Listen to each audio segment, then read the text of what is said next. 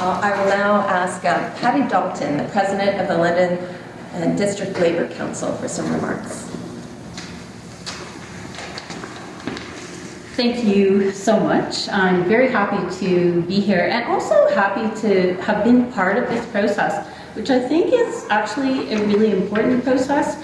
I commend the organizers because one of the objectives was to make the budget process, which can be very difficult for your average Londoner, to make it accessible and understandable to them. And thank you also to the pastor for hosting the Sustainability Summit here. Really, really important. So the London and District Labour Council calls on City Council to invest in expanded and improved public transit services. And we are so pleased to be joining several community organizations focused on those same demands. There are so many reasons for City of London to invest in expanded and improved public transit services. London currently leads cities in Canada in terms of significant and fast growth of population and newcomers. We can look at other cities like Brampton, which is going to implement an additional over 108,000 hours of service, or closer to us, the region of Waterloo, with 50,000 more hours. The current proposal by City Council not to invest in the expansion of public transit will result in no frequency improvements, no service to new areas, more crowding on routes, longer waits, and potential elimination of routes.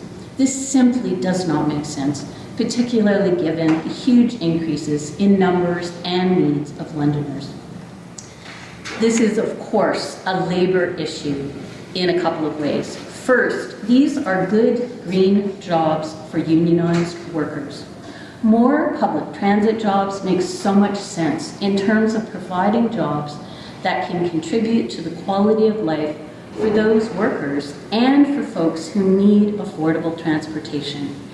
Second, we must have reliable and affordable options for all workers to get to their jobs, no matter where they live or where they work. We know that we have an acute affordability crisis in our city and all across our province. Putting up obstacles to workers accessing work is simply the wrong way to go. This is clearly a matter of equity. So many more people in London cannot afford their own personal vehicles, in other words, mobility poverty. Also, there is a gender equity component since women are more likely to use public transit. And importantly, we must highlight the need for people with disabilities to be able to access public transit services without obstacles to do so and with the necessary accommodations in place.